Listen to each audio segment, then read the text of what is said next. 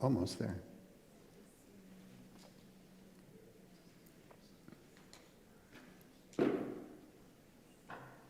Great.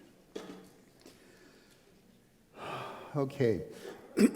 So, this lecture is what I call Gender Dysphoria, the Transgender Tsunami, and Our Response. Again, you should be having made available to you my full set of lecture notes here, just the way I'm presenting them. Panic not. Again, there's no quiz on this. You'll look at the bottom and you'll see 56 pages. Relax, relax, relax. And I lose track of the citations. It's a bunch, less than 200, fewer than 200.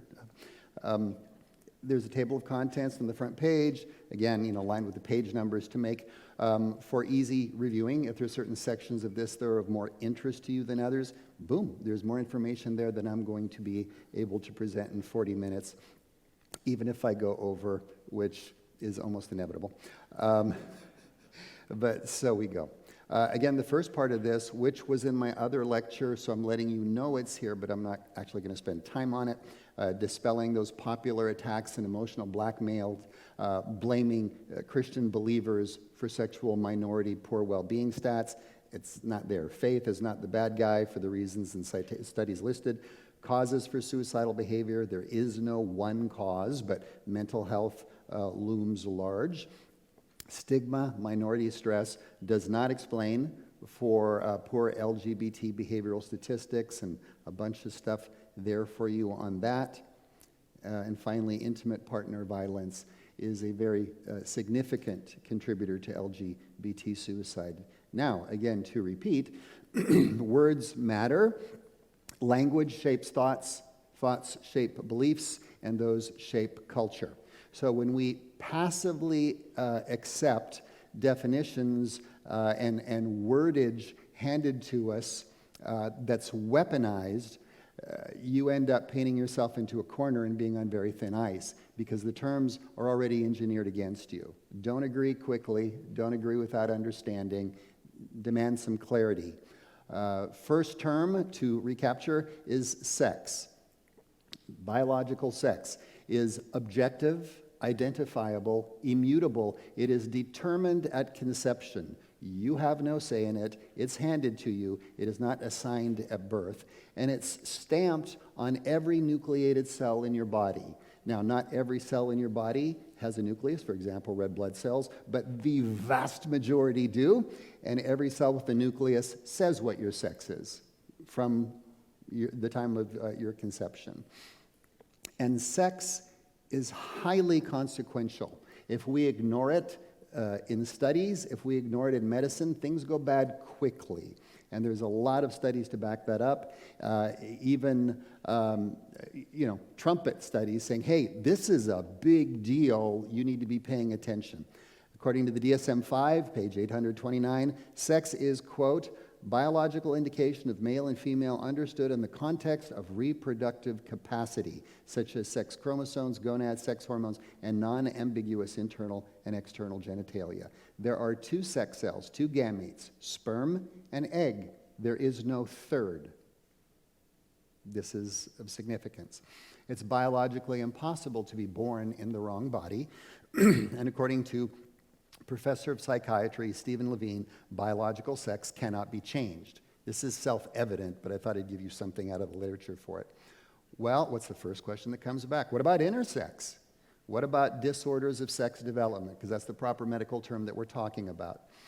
DSDs, disorders of sex development, intersex, that's also established at conception for the 2/100% of people who have them. They're human beings, just like the rest of us, but they have this medical problem. DSDs are definable medical problems. They are not identities. It's something one has. It's not who you are. And DSDs share two commonalities, generally speaking. The first out of the literature, quote, a diverse group of congenital conditions where the development of the reproductive system is different from what is usually expected. And two, DSDs usually impair fertility. Now, I'm sure some of you heard, well, no, it's 2%, it's 5% of the population. You look at what they include in that, they're not DSDs. What about Turners? What about Klinefelters? Rule number one, the development of the reproductive system is different from what is expected. You look at the genetic makeup of Klinefelter's Turners, what you get is exactly what you would expect from genetic constitution. Therefore, they're disqualified from being DSDs, disqualified from being intersex. Well, why are they put in there? To make the numerics bigger, to try to make the argument more convincing. Biological anomalies do not disprove or undercut the reality of there being two sexes, male and female, ordered for the purpose of reproduction, which is to say DSDs, intersex, are not a third sex, any more than a kid with Down syndrome is another species than human. It's an invalid argument.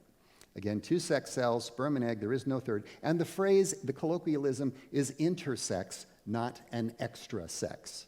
So really, it's quite cohesive when you know what's going on.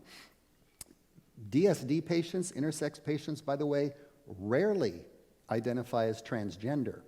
Conversely, the trans-identified almost never have inherent defects of their sex organs, function, or fertility. Intersex, disorders of sex development, and gender dysphoria are simply two different things. Don't let them be lumped.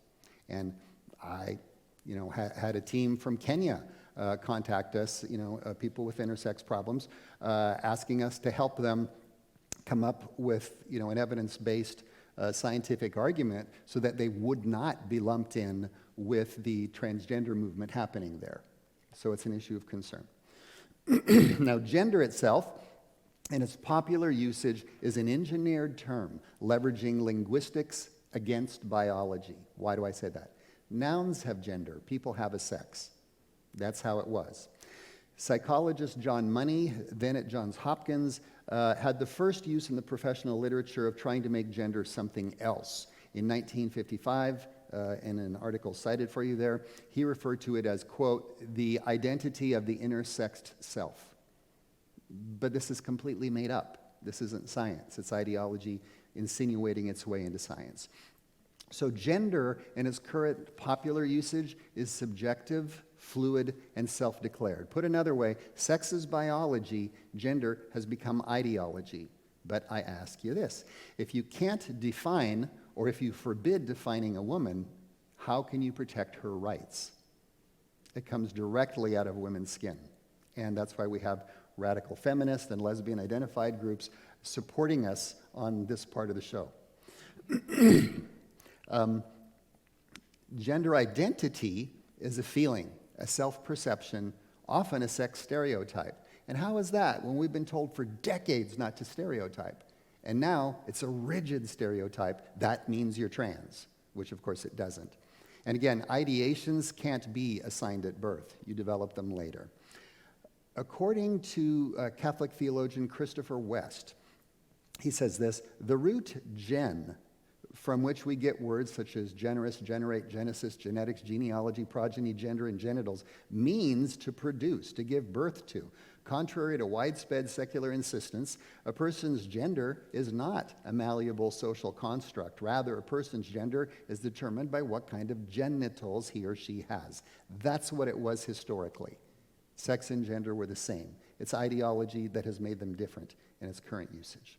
Well, what about brain sex? Remember what I said in the other lecture about these MRI studies claiming this and that. Actually, it's a false foundation from the get-go because it's a false idea they're trying to prove. But put another way for brain sex, neurons, the cells up here, have nuclei. And what did I say about every nucleated cell in your body? Your sex is stamped on it. So you want to find out what brain sex someone has, you look in the nuclei and there you are. Research has failed to establish that there is such thing as an actual female brain or male brain. Quote here from the literature talking about MRIs of 1,400 different human brains, 4 data sets, looking at all these individuals, and they say, although there are sex-gender differences in the brain, human brains do not belong to one of 2 distinct categories, male brain and female brain. So it's a false categorization in the first place. Again, talking about neuroimaging, neuroplasticity, what Professor Meyer said in 2016, it's now widely recognized among psychiatrists and neuroscientists who engage in brain imaging research that there are inherent and ineradicable methodological limitations of any neuroimaging study that simply associates a particular trait, such as a certain behavior, with a particular brain morphology. It's a false concept. Again, neuroplasticity, well established, the idea that the brain changes with exposures and experiences, the brain as muscle analogy. And again, Dr. Mark Breedlove, who said coming up on 30 years ago here at 1997, sexual experience can alter the structure of the brain just as genes can alter it. It's possible that differences in sexual behavior cause, rather than are caused by, differences in the brain. Gender dysphoria is a diagnosis. I'd like you to think of it as a psychosocial neurodevelopmental issue. I will explain this as we go on. But it's distress with one's sexed body. You don't like your body's sex. The term is actually fading. We see words like gender incongruence mentioned in the literature. Walt Heyer suggests that he'd like to see us call it gender anxiety, particularly apt term in minors.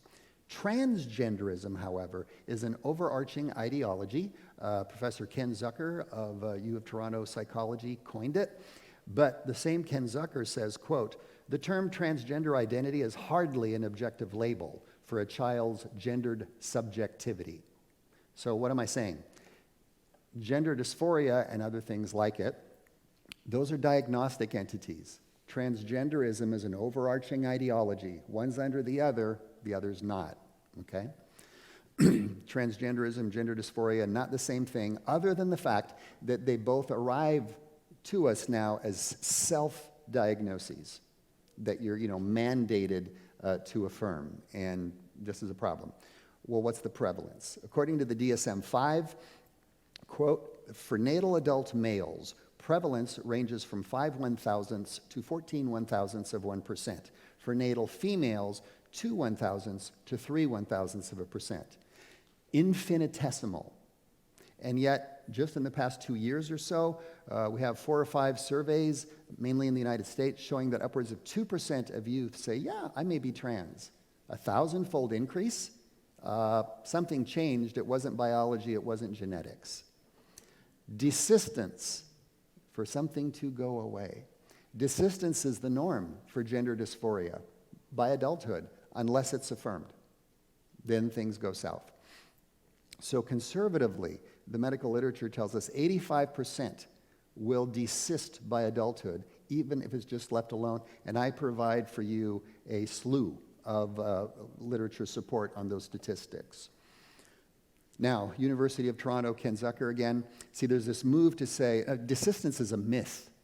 And so he wrote a summary article on the relevant studies, the title of which is "The Myth of Persistence," because, of course, desistance is common. Now, there's different issues of concern here for us in gender dysphoria. Brain development in minors. Children have developing brains. They change their minds often, and they don't grasp long-term consequences. That prefrontal cortex, the brain's judgment and inhibition center, takes about a quarter century to fully develop, which, explains for a lot of teen behavior. Seemed like a good idea at the time, that kind of thing. And likewise, the amygdala, the main emotional center of the brain, isn't fully developed or fully connected to that not fully developed prefrontal cortex, so you tend to get emotional thinking, impulsivity. Now, what's interesting is the American Association of Pediatrics, AAP, their Health Daily Report, April 2007, reported on a study out of the University of Iowa that said this: kids younger than 14 years of age cannot reliably cross a busy street safely. The same organization tells us a 3-year-old can tell us what their gender is. Nonsense. A 3-year-old can't tell me their bedtime. In fact, my 9-year-old has trouble with that. So, next part, mental health. Overwhelmingly, the majority of the gender dysphoric have other mental health issues and or neurodevelopmental disabilities. What do I mean by that? Autism spectrum is the most common. So, a psychosocial neurodevelopmental problem. Family issues, very likely present, along with adverse childhood events, which can be, again, hard to distinguish because it's hard to say what was traumatic to one person compared to another, as opposed to what immediately comes to mind when we say adverse childhood events, that anybody would see that's a trauma.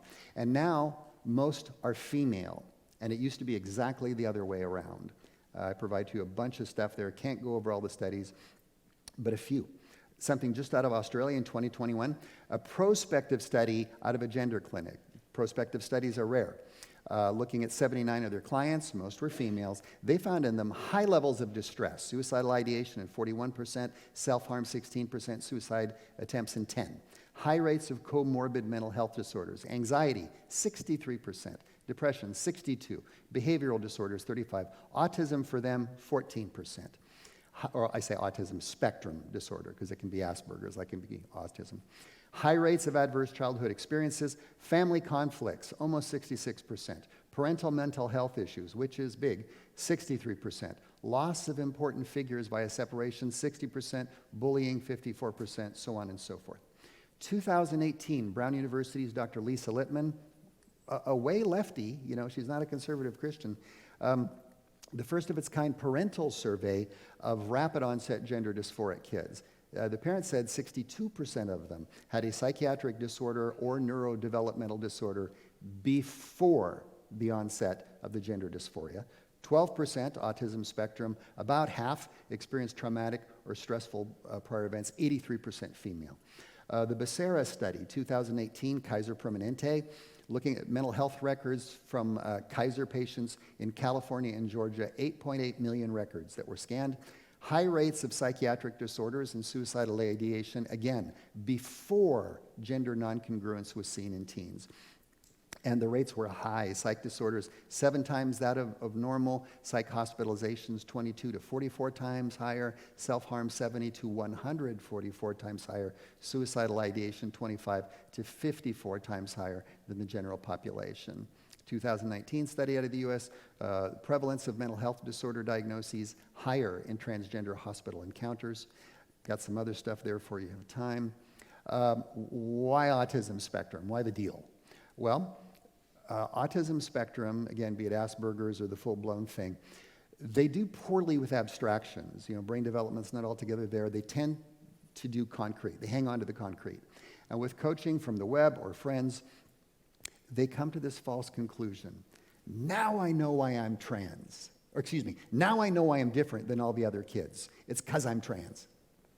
It's exactly the wrong answer, but again, once people who tend toward the concrete lock on to a false idea, it's hard to get the grip to go.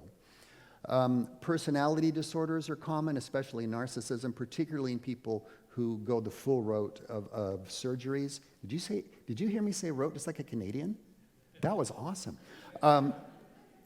Ken Zucker, again, did a review of 8 studies. They found 20 to 60% prevalence of personality disorders.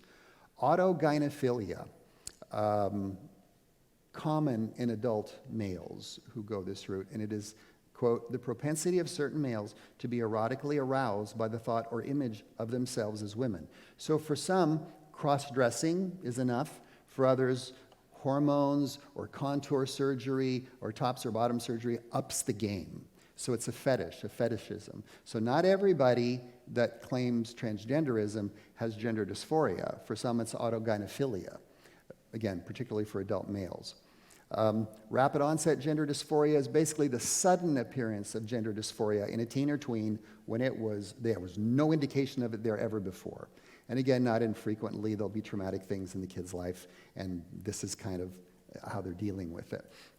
In Lisa Littman's survey, 2018, interviewing these parents of ROGD kids, they found certain commonalities, certain hallmarks. One or more friends became gender dysphoric or trans-identifying. That turns out to be a really big thing. Increased social media use and web use came next. Worsening of the child's mental health visibly as this process was going on, worsening isolation from family and any non-trans identified friends, and ultimately distrust of any information source that was not from a trans-affirming site. So, well, what I guess you need to affirm then, because, you know, it's affirm or die kind of thing. Wrong. Affirming parents do not improve the stats. They quote Olson 2016, Durwood McLaughlin 2017 to say, see, you have to be really affirming because it improves the mental health stats. Well, a team led by Professor Walter Schum reanalyzed the data. And it's like, that's not what your data shows. It shows for even really affirming parents, there'll still be slightly higher levels of depression, but significantly worse levels of anxiety and low self-worth, even when the transgender child has highly supportive parents. It doesn't change things. 2020, an article in the Nordic Journal of Psychiatry had this in the conclusion. Medical gender reassignment is not enough to improve the functioning and relieve psychiatric comorbidities among adolescents with gender dysphoria. And they warn, an adolescent's gender identity concerns must not become a reason for failure to address all her or his other relevant problems in the usual way. Withers, 2020, transidentification and its associated medical treatment can constitute an attempt to evade experiences of psychological distress. So don't be decoyed by the evasion. Family physician in the UK, Sally Howard, writing in the British Medical Journal, says, well, since we know most of these kids desist by adulthood and they have these problems, where is the advocacy for the mental health needs of the majority? Hashi Horvath, a friend of mine, retired UC San Francisco epidemiologist. After he and his wife had raised their family, he went trans, lived that way, I guess, about 13 years, came out of it, interesting story. But he says this, and mind you, he's an expert, not just in epidemiology, but in study bias, which is like, what a coup to have this guy on the team. There have been no rigorous studies conducted ever of any psychological intervention to help AYA as adolescents and young adults with gender dysphoria, or anyone to cope effectively with their gender dysphoria and thereby become more comfortable in their bodies. How can that be after 50 years of this stuff? That the kind of studies we need to see on specific modes of modern psychological intervention haven't been applied. Well, what's been going on? You see what I'm saying? It's been a railroading of an unproven means of handling things, namely this so-called gender-affirming therapy. Social and peer contagion are very big things here. Again, Dr. Littman said, with exposure within friendship groups, the average number of individuals who became transgender identified was 3.5 per group, 350% increase. Why? Because you associate with your friends and you start to think like them, right? So you've heard these stories of like the high school cheerleading squad, and where 3 or 4 of them come out as trans within like a year or two. That's statistically impossible. What's going on? Social and peer contagion in part. She also notes, in other words, gender dysphoria may be used as a catch-all explanation for any kind of distress, psychological pain, and discomfort the adolescent or young adult is feeling, while transition is being promoted as a cure-all solution. So gender dysphoria, that explains everything. What do we do? Transition, it fixes everything. Entirely false. And then the idea of semantic contagion. I provide for you a quote there from 2000, which is interesting because the language they use is already out of date. But the point they're making is this: when words and phrases that didn't exist in a culture become commonplace, they become worldviews, interpretive lenses for people to evaluate their own life experience. And of course, lenses can be terribly distorting depending on what you picked up. Historically, when Professor Paul McHugh took over as head psychiatrist at Johns Hopkins University, Hopkins, had one of the state-of-the-art sex reassignment surgery centers, gender centers, I guess under the auspices of the psych department. So the first thing he did is, well, you do all the psychometric testing on people coming into the program to have sex reassignment surgery. You're not going to repeat the tests afterwards. Study published in 1979 from that data found that the mental and social health of patients undergoing sex reassignment surgery did not improve. The center was closed shortly after. This is part of Cy Rogers' story. He asked God for a sign if he shouldn't get a sex change surgery. And the next day, Hopkins announced the closure of their gender clinic, which led to decades of great ministry from him. Here we are 40 years later. The mistake is being repeated, but this time we're going after children. It's going to come down too. But the reason we try to be so interventionist with this is to minimize the damage before this stuff stops. We're repeating the error. Now, financing the movement and its tactics, big question. We don't have time to go over it in the talk here. But I provide for you 2 articles from Jennifer Billick. One, the billionaires behind the LGBT movement. The other, who are the rich white men institutionalizing transgender ideology. The other by James Kirkup, a former researcher for the British Parliament. He found a handbook, a guidebook, attributed to the Dentons law firm, reputedly the world's largest, and the Thomson Reuters Foundation, money coming out of the Reuters news agency, on behalf of IGLEU, an international acronym supporting group, that outlined tactics that the trans lobby could use to influence public bodies, politicians, schools, a culture as a whole, police, whatnot, before anybody had a clue what was going on with the topic. So you set yourself up as the experts. You get the policies going before anybody knows what's going on. And there's links there to that for you. In 2019, in the US, there were 65 gender clinics. In 2007, there was 1. And now Planned Parenthood has made one of their new cash cows wrong sex, cross-sex hormones for kids. And there's absolutely no way they're doing the requisite psychological evaluation. And we've gotten stuff out of their advertisements, out of Planned Parenthood centers in Texas, 45 minutes, come in, we'll put you on hormones. It's wrong. Ethical considerations. Well, what are the ethics of permanently medicalizing a minor for a condition that has an 85% rate of desistance and doing it all based on a self-diagnosis? There's a problem there. Dr. Stephen Levine, in one of his several phenomenal articles on the subject, has the table of concerns outlined very well that he presents to patients. That's there for you. There's the problem of diagnosis. And again, forgive me, I'm again quoting our team here from the professional literature. There are no laboratory imaging or other objective tests to diagnose a true transgender child. There's currently no way to predict who will desist and who will remain dysphoric. And all of this stuff's being done on a self-diagnosis. Something's wrong. There's the problem of consent. Children, again, developing brains, their mind changes often, and they don't grasp long-term consequences. Levine outlines a two-part question for the ethical tensions involved in anybody of any age going into gender-affirming therapy, which I'd prefer you think of as transition-affirming therapy, because that's what's being affirmed. GAT is really TAT. 2 questions. Does the patient have a clear idea of the risks of the services that are being requested? 2, is the consent truly informed? And courts in Europe have decided that, when it comes for minors, there's no such thing for this. And I'll go over that a little more later. A patient who undergoes gender transition is basically going to be a patient for the rest of their life.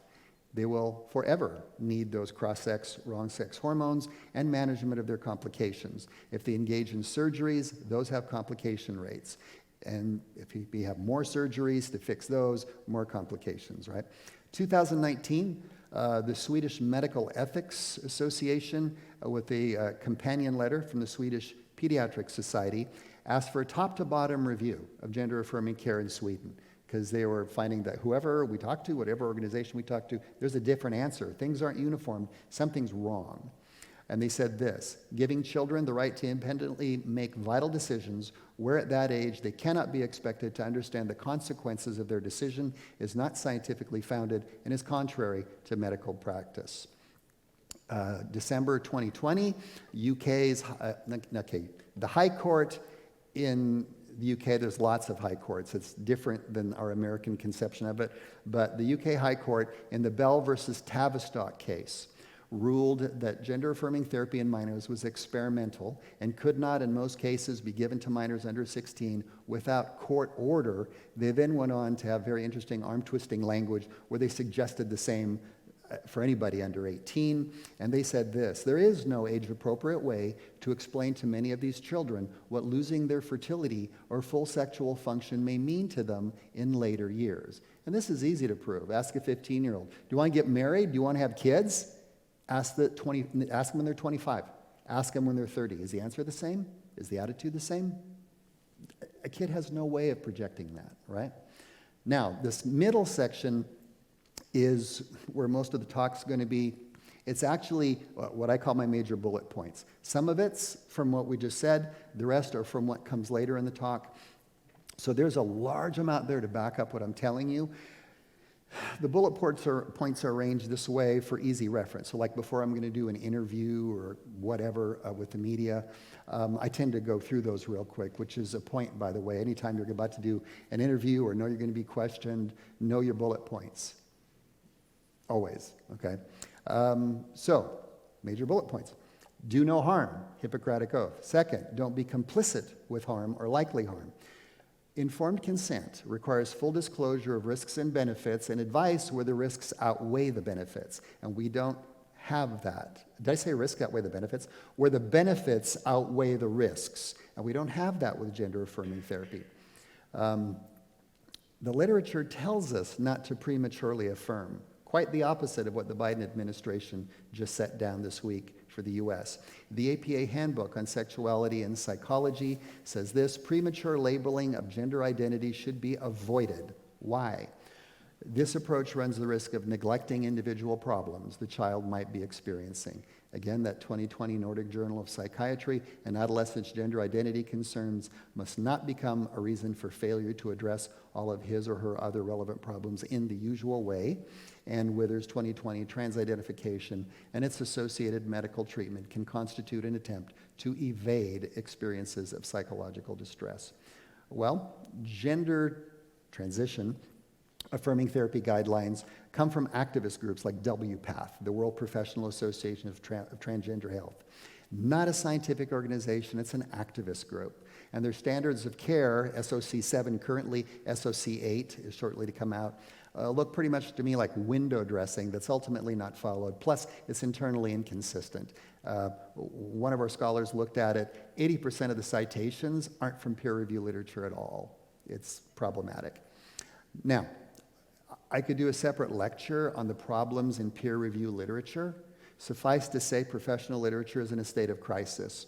One of the things I link you here from 93 from Professor Ioannidis at Stanford University says most research in most fields is false, reflecting prevailing bias. Another companion problem is poor reproducibility, because journal authors tend to say, oh, we have a study that shows the same thing, and then they don't publish it. Stuff's got to be repeated many times to show it's science and challenged. And when a study or a conclusion survives a challenge, it only makes it stronger, but not if you ignore reproducibility. So we have a big problem there. In 2017, the Endocrine Society became the first medical organization to recommend transition in selected minors. The Endocrine Society guidelines stated as their medical evidence rating that puberty blockers and cross-sex hormones in selected minors, evidence rating low. Adult genital surgery, evidence rating very low. So the medical organization that first recommends these things says, oh yeah, but what we're telling you to do is unload a very low scientific evidence. Well, that's not evidence-based standards of care, is it? I hear it repeatedly referred to as the standard of care. We've even seen it in government documents.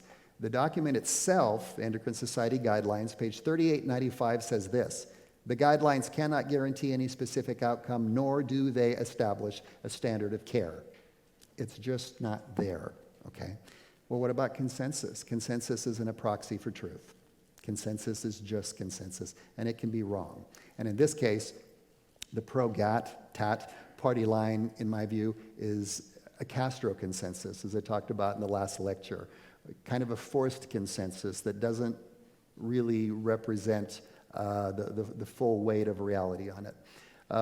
Gender-affirming therapy is not the standard of care. What is? If there is one, the international standard of care is what's called watchful waiting, respecting the fact that most of this will desist by adulthood.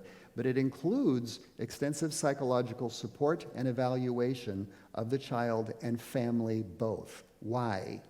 Because of the probability of desistance and two, the overwhelming likelihood of mental health and other issues preceding the diagnosis of gender dysphoria and not just in the kid.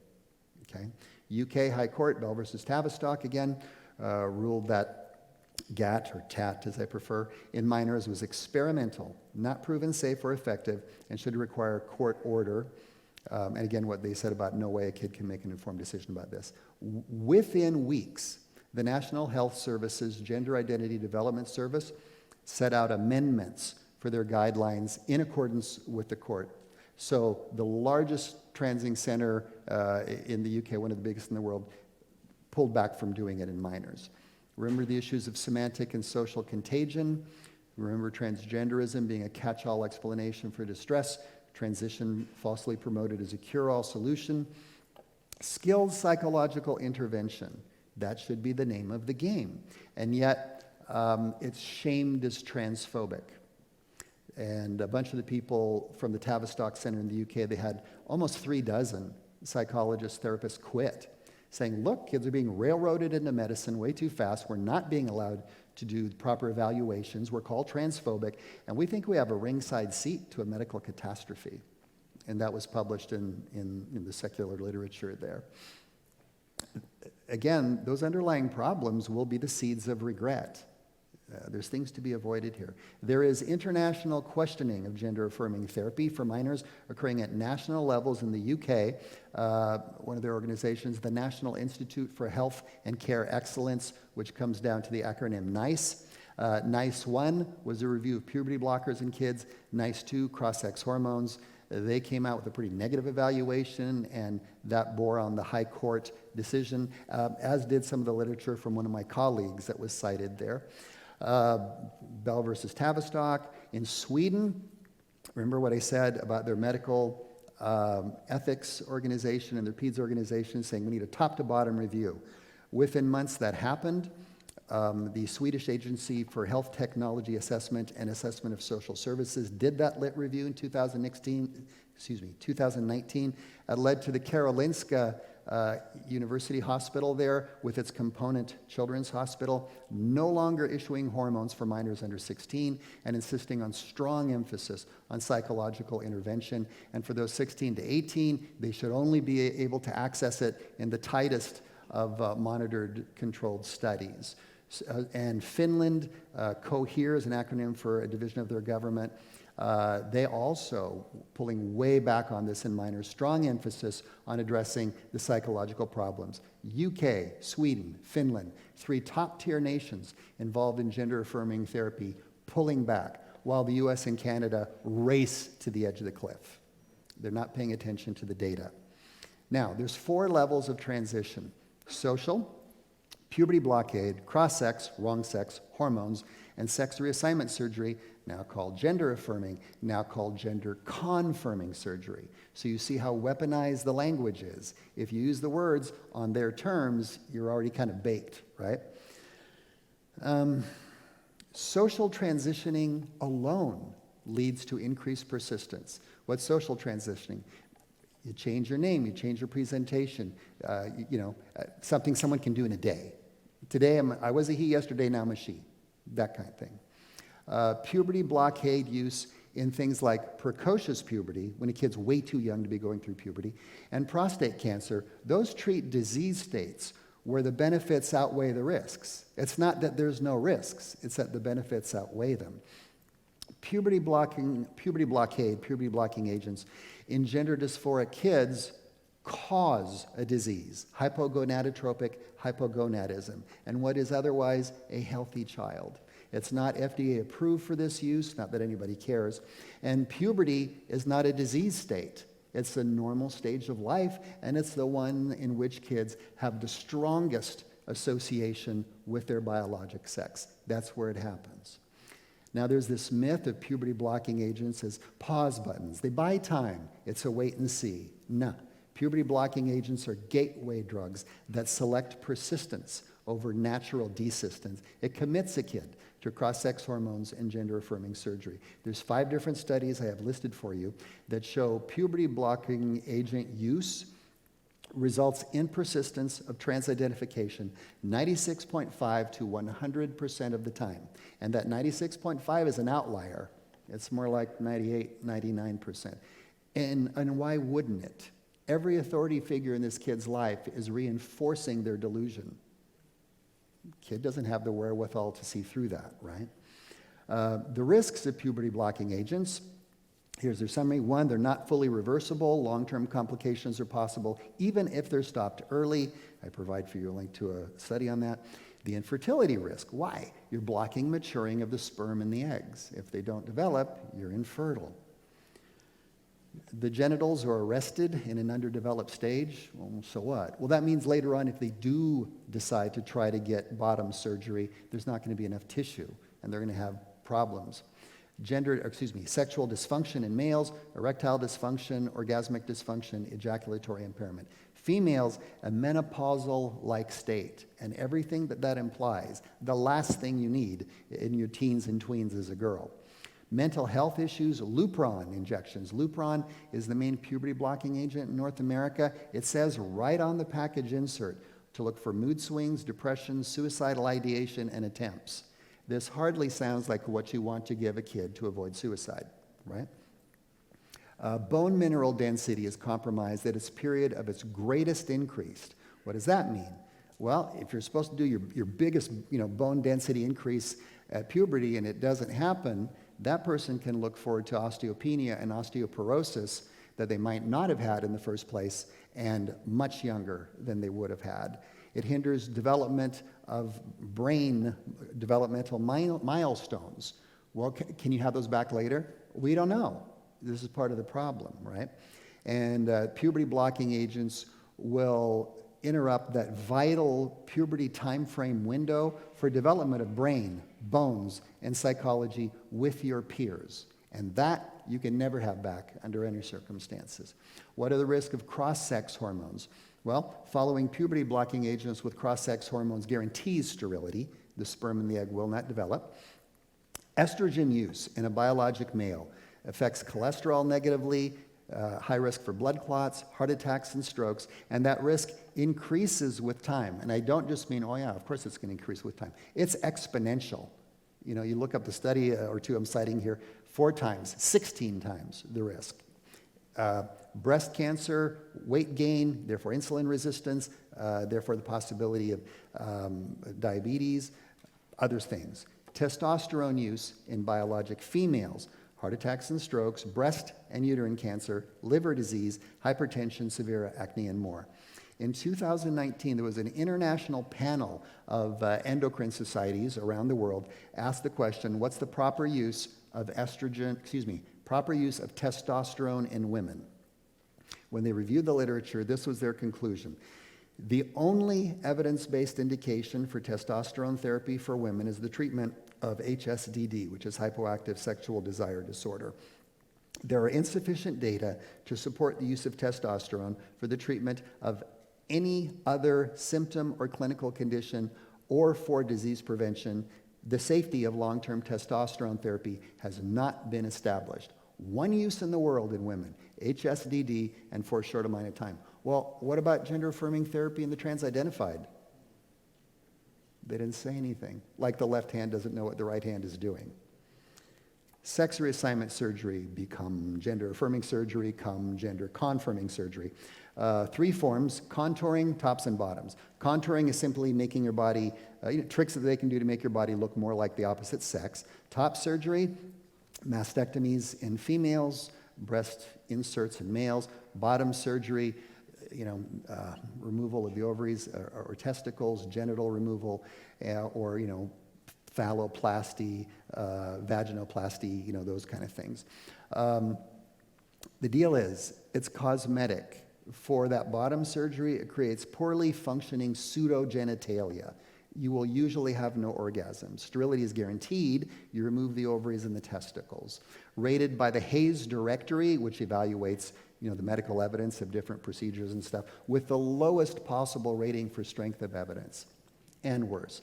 And the fact is, we've learned from a bunch of our friends that are transdesisters that's like, well, people go for the hormones and maybe the top surgery, but generally, trans females, men who want to put on a female persona, they may go for the orchiectomy, removing the testicles, but they don't go for the vaginoplasty because it has such a bad reputation. The word's out that the surgery doesn't usually go real well. And the same for women the other way around who want to get a phalloplasty. So, 2011, a Swedish study looked at all sex reassignment patients over 30 years, 324, so, selection bias of 0. And they found if you followed them 10 years out, not what most of the studies do, 6 months, 1 year, 2 years, where you're still in the honeymoon period or so drugged up on the hormones, you have no idea what you did to yourself. You actually follow them 10 years out. They found a completed suicide rate 19 times that of the general population. They didn't think about it. They didn't try it. They succeeded. 3 times the all-cause mortality, which means all the things that can kill you. 3 times the psychiatric hospitalization. Doesn't sound like it made things too much better. 2019, a study by Bryanstrom and Pachankas, claimed to be the first of its kind, total population study of 9.7 million Swedish residents looking at records, ultimately found that neither gender-affirming hormone treatment or gender-affirming surgery provided reduction of the mental health benchmarks they looked at. It's actually a better story than that. When it came out, they said, well, yeah, the gender-affirming hormones didn't achieve anything, but, the gender-affirming surgery did. I was given a quick copy of it by Alliance Defending Freedom, asking me and my team to generate a white paper for a Supreme Court case that was underway. And, we did, and got that out of the way when I was at a conference, my between time. Then they asked if we could try to get it in the peer review literature, like we succeeded in doing that other thing that I was reading earlier. That was the first published criticism of the Endocrine Society guidelines in their same journal. And we succeeded in getting it published, but it took like 10 months. But on August 1st, they published 7 critical letters of this study, plus this bracketed, or this black box from the editors, saying we were concerned enough with what these letters said. We had we hired a team of outside statistical analysts, which is not often done, should be, wasn't often done. And they largely agreed with the critics. We asked the authors of the study if they would reanalyze their data, basically doing what they should have done in the first place. If you're going to tell us surgery helps mental health, what was the mental health before the surgery? You got to give me the before and after to establish temporal causality, right? And they did, and that letter was also published in the same August 1st edition. 1 table, and every one of the 9 mental health outcomes they looked for was worse for the column that had the sex reassignment surgery. To which they said, our conclusion might have been overestimated. It's like, oh, gosh. Anyway, and on their letter, the second of the other letters that they cited was ours. And I had some big dogs help me on that, so a little extra name recognition would do better in getting it published, so a little success there. Gender-affirming therapy suicide reduction claim is a myth, but man, is it used as emotional blackmail. Parents are repeatedly told, do you want to be planning a transition or a funeral? Do you want a live son or a dead daughter? Gender-affirming therapy can't back that up.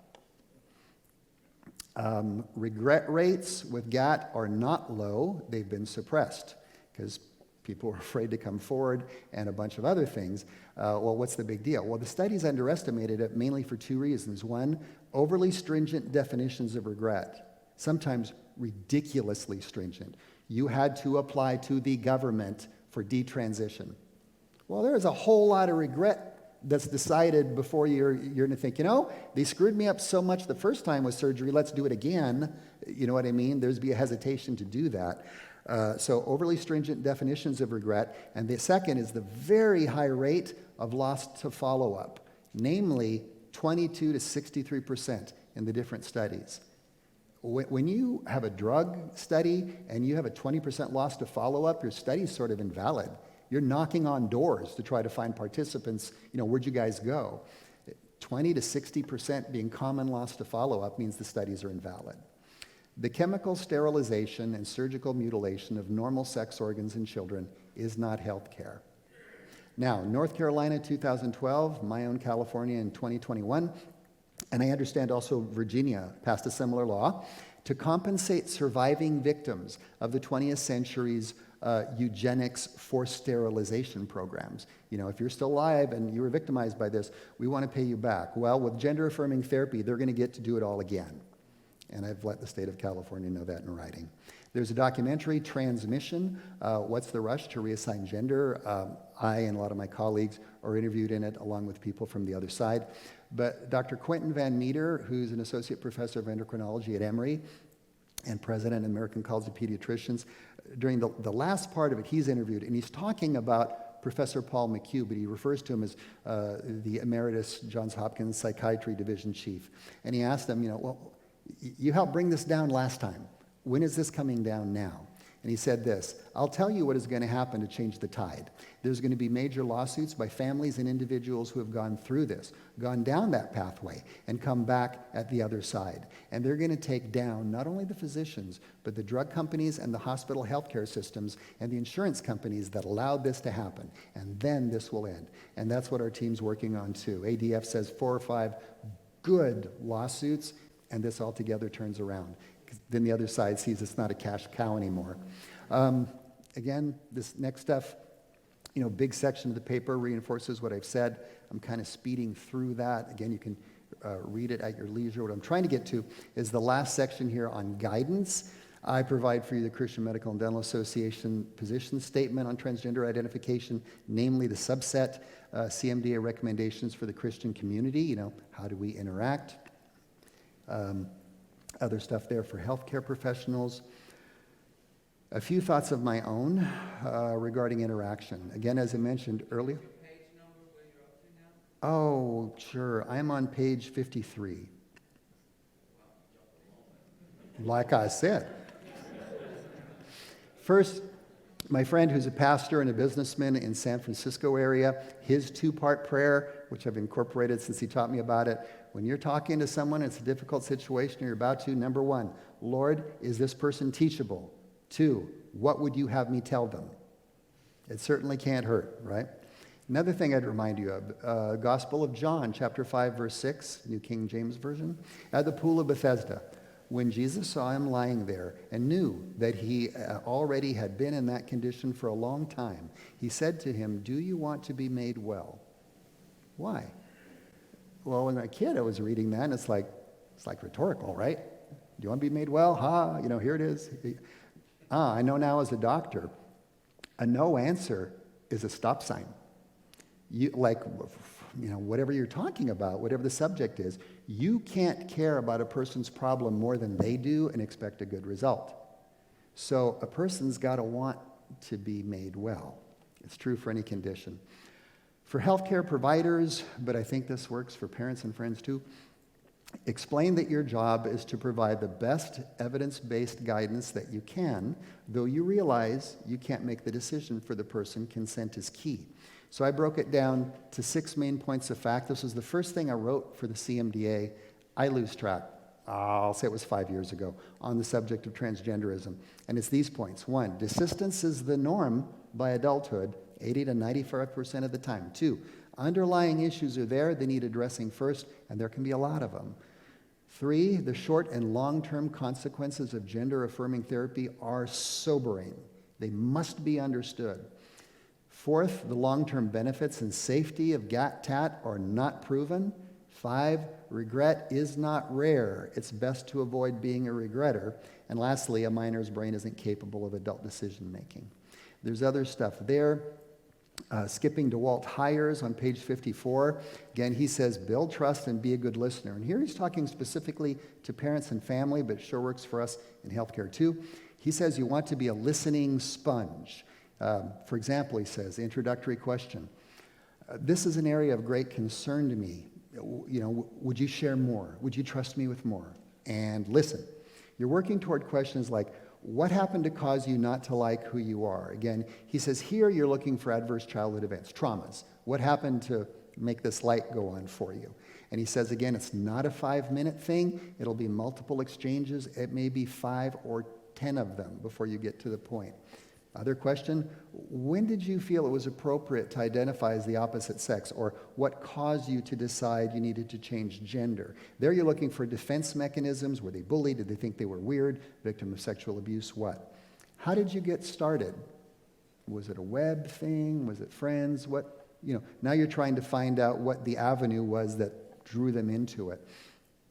And a frank discussion of risks. He points out kids love to join other kids. They love social causes, thus the risk of social contagion with this because it's so prominent. Finally, Where can parents go? There's this web-based document, the Parents Resource Guide, intended for parents and kids that are in school, parents of kids in school. It's 60 pages, but don't panic at the page numbers. It's great information on what's going on, what the movement's about, what the risks are, but very practical guidelines. How do you interact with your school, with your principal, with the school board? Sample letters. Here's what you do. Here's what you don't do. How do you create a safe space? You know, if there's worried about transgender kids, transgender identified kids, here's some things that can be recommended that don't completely trample over the rights of the female students, and so on and so forth. And this was an all-hands-on-deck document, as so much is in this opposition to the transing of minors. It was liberals and conservative. It was atheists and believers. It was believers of all stripes. It was gay-identified radical feminists, etc., all of whom agree, no, you don't do this to kids. Right? 18 or under, you don't do it. The American College of Pediatricians, acpeds.org, has a big section on their website. They even have a section on finding a therapist, because it's so hard to do, because most everybody out there is trained to affirm or else. Walt Heyer's Sex Change Regret site. There's actually a professional section on it, as well as for the general population. A new group, Truth in Advertising, I'm on their board. Advocates Protecting Children, goes into schools, churches, other places to get the word out. New group out of Australia, Free to Change. Online parenting support community, the Kelsey Coalition's a good one. There's other stuff there. Finally, my three conclusions. Mark Stein, The Future Belongs to Those Who Show Up. Havilah Cunnington, my churchmate, We Succeed by Outlasting the Crowd. And Pastor Ade Omubum of the UK, To Stand is to Win. Other links I have for you here, my blogs on CMDA, my stuff on public discourse, a podcast I did with CMDA, a webinar, and finally, my 2-minute, 10-second testimony before a California Senate committee. It's possible to get this information out in 2 minutes and completely be ignored by a hostile crowd, but it's there. Thank you for your time and attention.